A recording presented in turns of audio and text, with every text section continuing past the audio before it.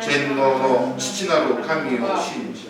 我はその一人を我らの主イエス・キリストを信じ、主は聖霊により宿り、乙女マリアより生まれ、ポンジオ・ピラトのもとに苦しみを受け、十字架につけられ、死にて葬られ、読みに下り、3日目に死ぬのうちよりよみがえり、天に昇り、天皇の父なる神の右に差したまえり、足距離来たりて、生ける者と死ねたる者とを裁きたまわ。我は聖霊を信じ、聖なる行動の教会、聖との交わり、罪の許し、体のよみがえり、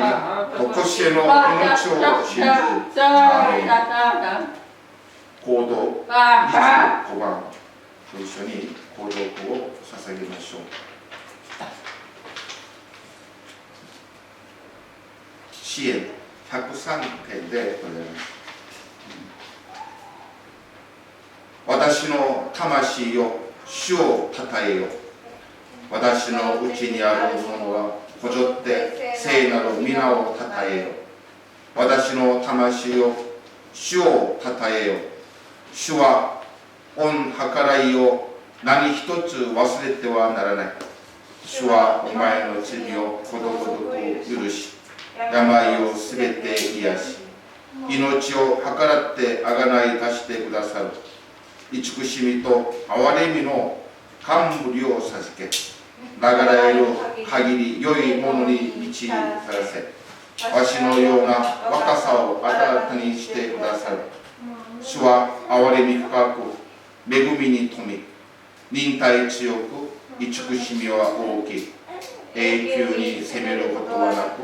常しえに怒りつけられることはない。主は私たちを罪に応じてあしらわれることなく、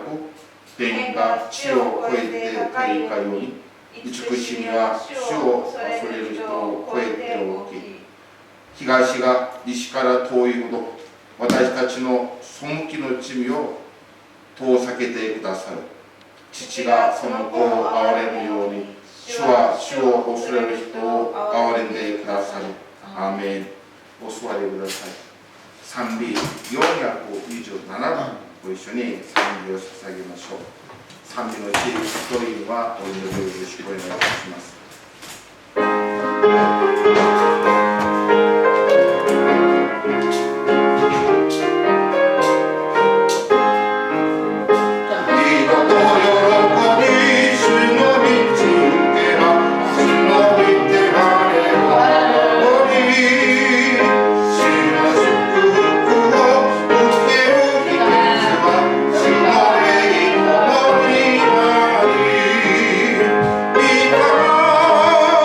共に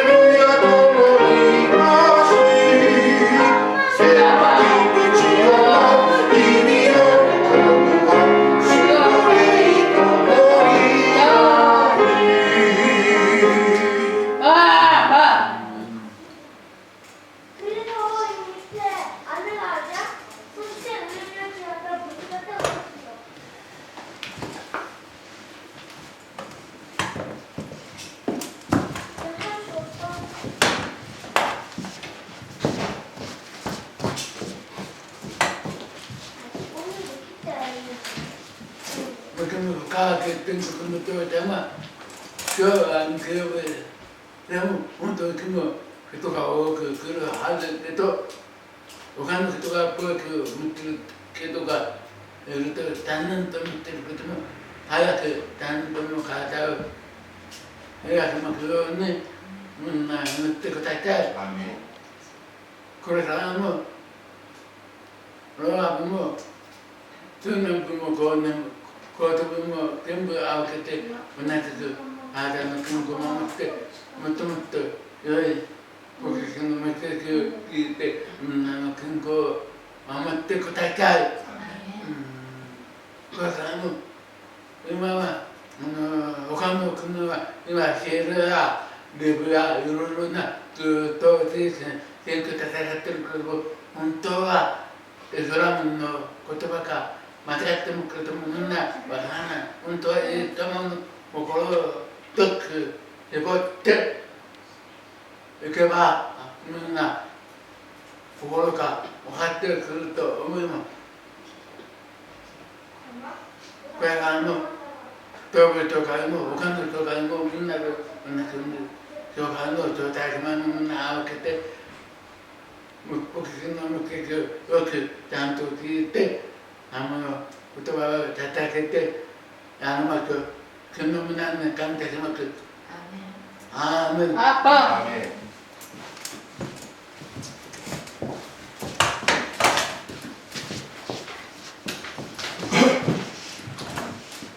ありがとうございました。今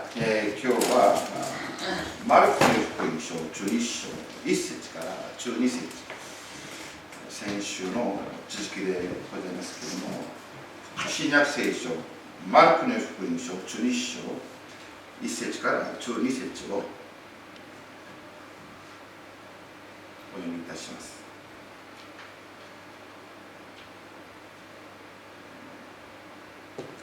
次にマルコの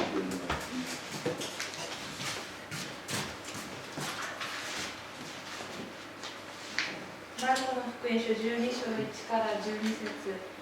それからイエスは例えを用いて彼らに話し始められた。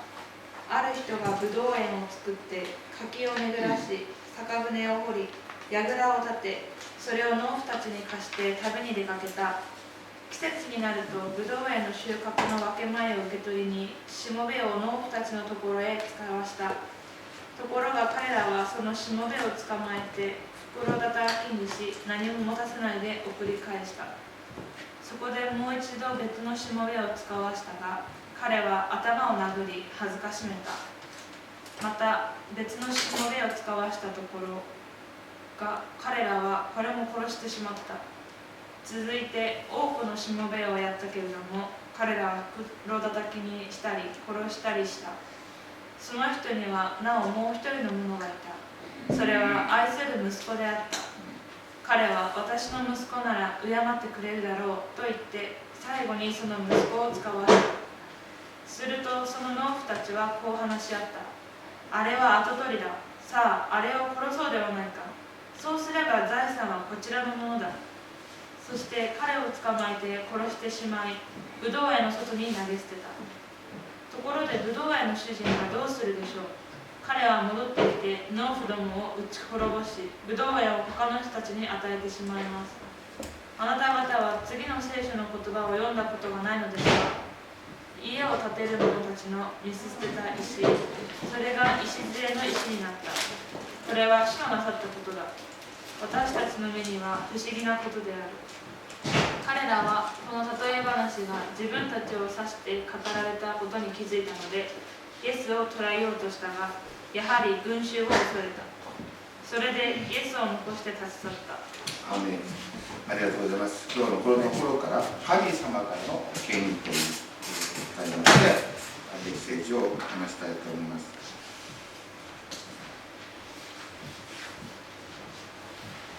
少し秋の季節に入ろうとしておりますね。今日のまだ雨でだんだん秋らしくなるでしょう。先週からこの権威という内容で今見言葉葉を読んでおります。権利というものは、私たちにとってもまだその時代の人々にとってもこれは大きな質問であります。イエス様が神でいらっしゃるか、あるいはイエス様は人であるか、イエス様が救い主であるかそうでないか、それはその権利がどこであるのかによってこれは決められる。いわばイエス様のが神様であるならばそれは当然受け入れなければならない。そうでなければそれは個人の選択による、そういう中で先週この11章まだ12章を見ておるわけなんです。今日の例えというのは読めば分かるようにある農夫、ある人がブドウ園を作って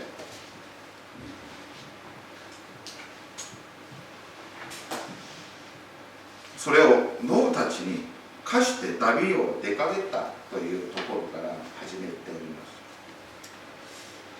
本当はこのブドウ園というのは、イスラエルを言っておるし、農夫たちというのは、先週出た立法学者、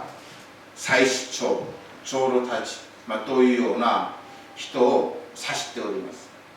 つまりこの指導者たちは人々を神の国に導く、本当に人々の幸せのために実を結ばせるために持ちなければならない、そういうような存在だったのにもかかわらず彼らは自分の腹を満たすために神の名を利用し、彼らは本当の礼拝する者たちを妨害してしまう、そういうことを我々は学んでおりました。そこで神様はいろんな時代にいろんな人々、主上たちをそのところに送ったにもかかわらず、彼らはそういうような主上たちをことごとく始末してしまう、殺してしまう、捨ててしまう。最後にこのブドウ園の持ち主は自分の一人子を使わしたにもかかわらず、その農夫たちはその持ち主の娘さえも殺してしまったというような分かりやすい話でございます。彼らはどうしてもイエス・キリストを受け入れられなかった。それは自分の既得権を失うことはない。この自分が持っている権利、権力、これによって自分の夢になる、自分の生活が成り立っている。だからイエス様に彼らは受け入れられなかった。その結果、彼らはイエス・キリストを十字架につけてしまうような結末に我々は知っております。その中で今日イエス様がなぜイエス様は神様から権利を持っている救い主であるか、それをマルコの福音書のいくつかのところから読んでてまいりたいと思います。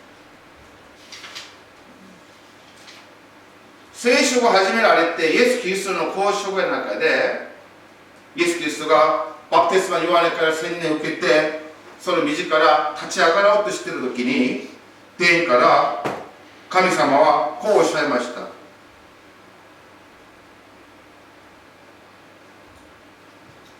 天がイエスに向かって開き、イエスは神の霊が鳩のようにご自分の上に宿ってくるのをご覧になった。その時、これは私の愛する子、私の心にかなうものという声が天から聞こえたと。イエス・キリストは神の子であり、この子から、この人から皆さんは彼の言葉を聞きなさい。それだけではなく、我々はマルコの福音書1章15節に、時は満ち、神の国は近づいた、悔い改めて福音を信じなさいと言われた。つまりマルコの福音書はもうすでに時が満ちている、神の国が近づいている、悔い改めてこの福音を信じなさい。そこからこのマルコの福音書が語られております。なぜイエス様が神の子であり、神ご自身であり、その権威をどこから来ているか、イエス様が持っている権威はどういうものかであるのをマルコは細かく我々に語っております。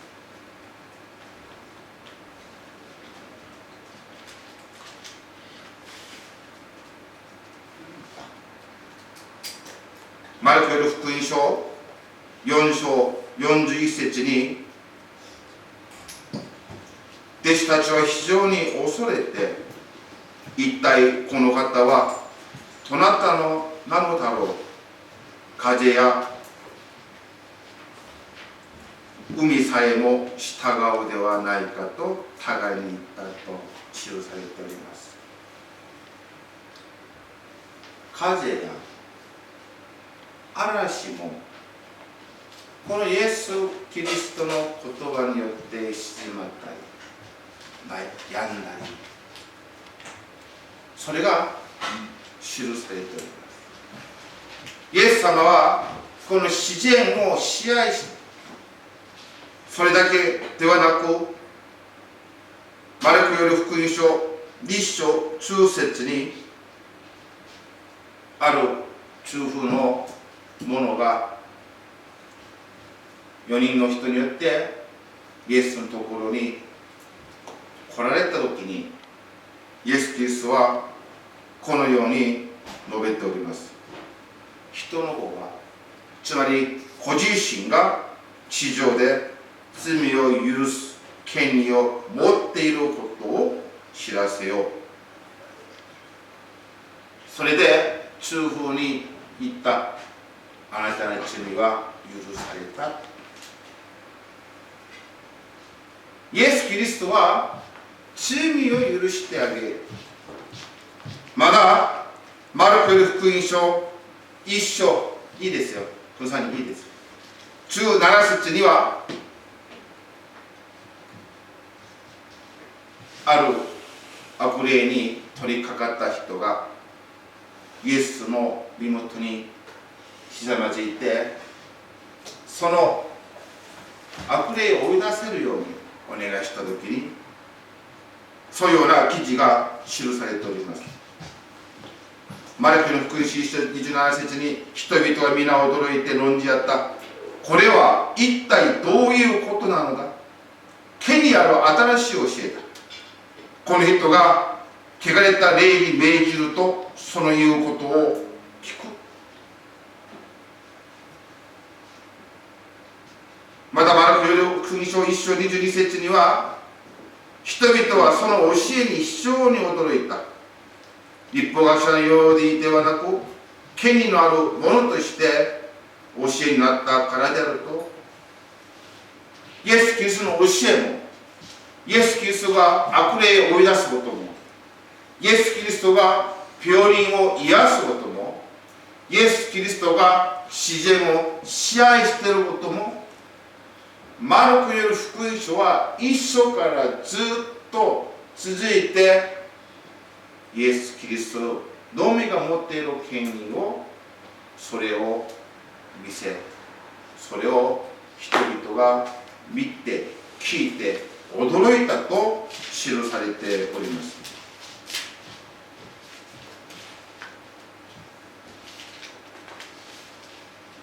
また我々は続いて読んで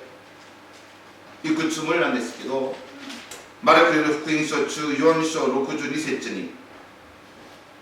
イエスは言われた。そうです。あなたたちは人の子が天皇の神の右に座り、天の雲に囲まれて来るのを見る。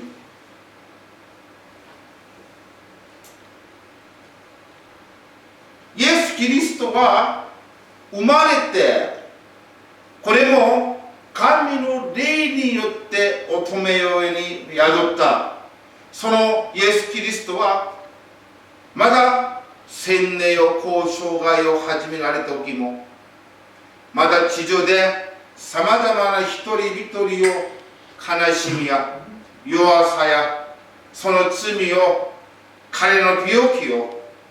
誰もできない自然も、イエス・キリストは自分こそ神ご自身であり、神からの権威を持って我々を救おうとして世にいらっしゃったとことごとく語っている。それがマルコより福音書、マルコという人が、だから時が満ち神の国が近づいているから、この福音を信じなさい。福音というのは神が世にいらっしゃり、そのイエス・キリストが我々の罪を背負って死んだ。それは神が私たちを救おうとする唯一の道であるから、この方を信じなさいというメッセージなんですね。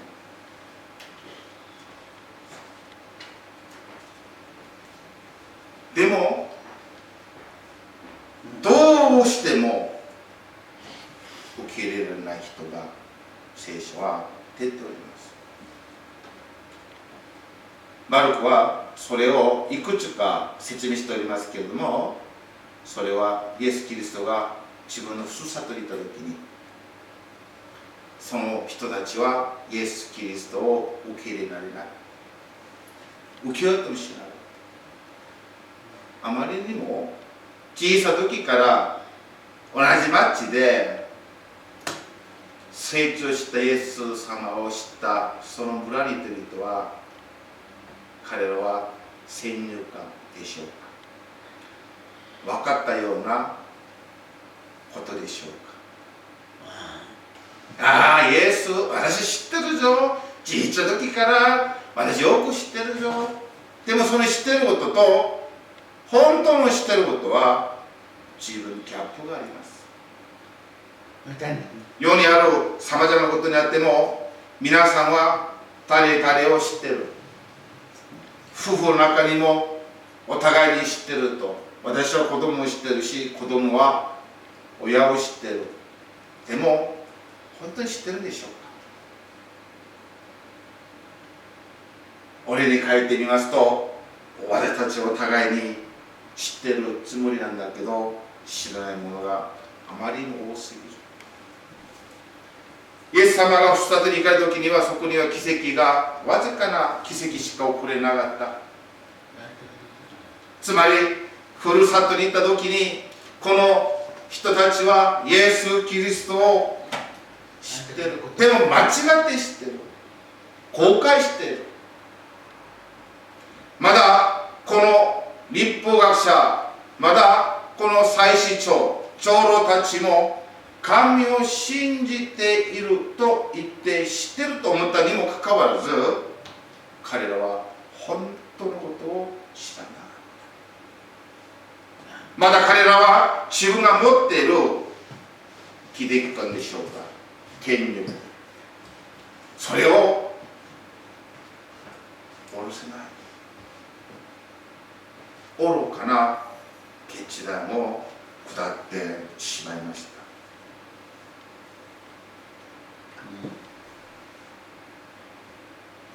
我々はこの聖書を読むときに、マルコが私たちに語ろうとしているものが何だったか。それはイエスこそ誠の救い主であること。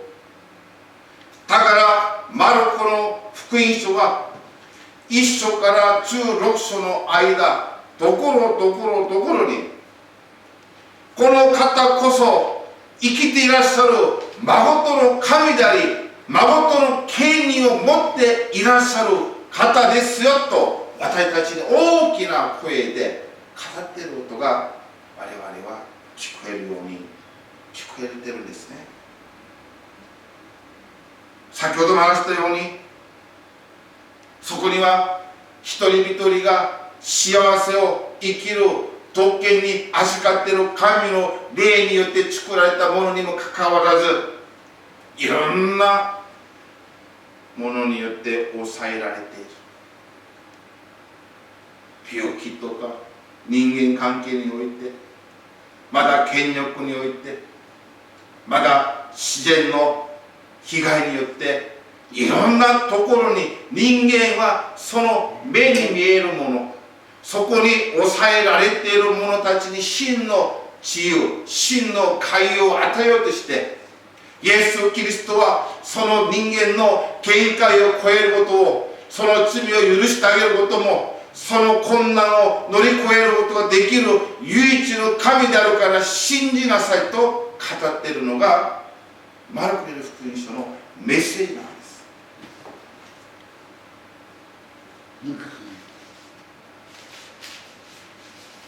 残念ながら今も自分が宗教している、自分が救われる、そういうように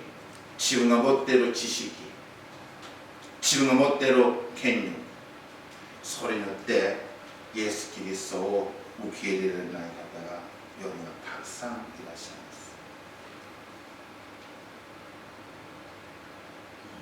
ます。救いにも興味がありません。永遠の命なんとか興味ありません。しかしここの中には孤独感に陥り、お金がないと苦しんで辛くて、その凍傷、その悩んでいる人が世にはたくさんいるのを我々は忘れてはなりません。彼らは救いはどこで得るんでしょうか。彼らは自分の病気をどうやって癒すことができるんでしょうか。彼らは幸せをどこで探し求めてるんでしょうか。自分がこれが救いであり、これが道であると思い込んでいるものがもし間違って世の人々が悩んでいる、それを悟った時にはあまりにも遅くって残念な、本当に残念なことが世にいっぱいあるこの時代の中で、マルコはイエスこそ唯一の救い主であるこ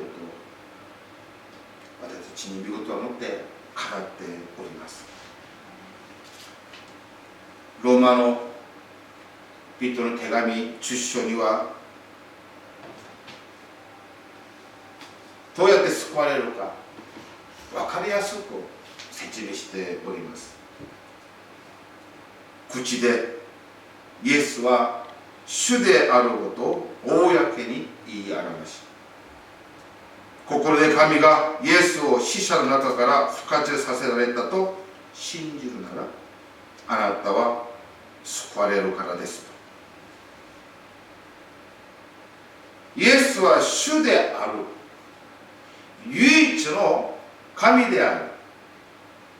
またイエスは復活の死者の中からよみがえられた、そういうことを信じるなら、つまりイエス・キリストは唯一の神であり、十字架によって我々を永遠のに永遠に預かれることができるように十字架で死んだことを感謝してそれを受け入れるならば救われると。何の条件もない、何のことも裏すに言っておりません。自分が本当にこの聖書に記されているように罪人である、いろんな悩みを自分はどうしようもないそういうような弱さを持っていることを認め、自分はできない、自分はそれはもう乗り越えられない、だからイエス様あなたは権威ある神であるから私を救ってください、その主であることを信じ、その神の恵みは十字架によって完成されているからその十字架を感謝します。それだけ条件がないわけでございます。たくさんの人々はこの簡単なことを受け入れられない。そのぐらい人間の罪は根深いです。イエス様を信じたら何の損はありません。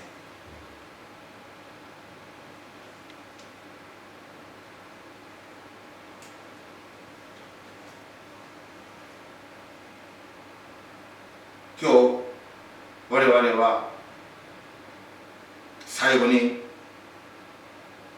この質問をして礼拝を終わりたいと思います。マタイの福音書16章16節に15章16節にこのような言葉が語られています。イエスは弟子たちにこのようにおっしゃいます。あなた方は私を誰だと思うんですか。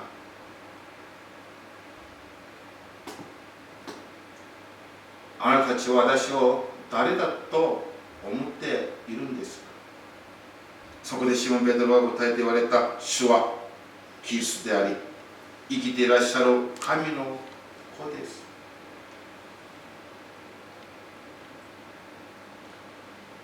主はキリストであり救い主であり生きていらっしゃる神の唯一の子である。イエス様によって褒められました。皆さんにとってイエス様は誰でしょうか。もしイエス様が権威がある神から与えられた唯一の救い主であり、この方に頼ればいろんな問題を乗り越えられる、そのような信仰を持ってこの方に頼り、この方に祈り、この方を愛し、この方を感謝し、日々生きようではありませんか。今日お祈りをいたしましょう。天のお父様、感謝いたします。あなたは神の子で我々の救い主であることを感謝いたします。この方を何とか知ってもらいたい、何とか悟りたいとマルコは必死に御言の中でどころどころにあなたの権利を語っております。そこに気づいてあなたは私の救い主であると信じ続ける我とならせてください。それによってあなたからのいただいている恵みの中で短い人生を余裕を持って日々一歩一歩チェンジしていくことができるように導いてください。感謝してイエス様の皆によってお祈りいたします。アーメン。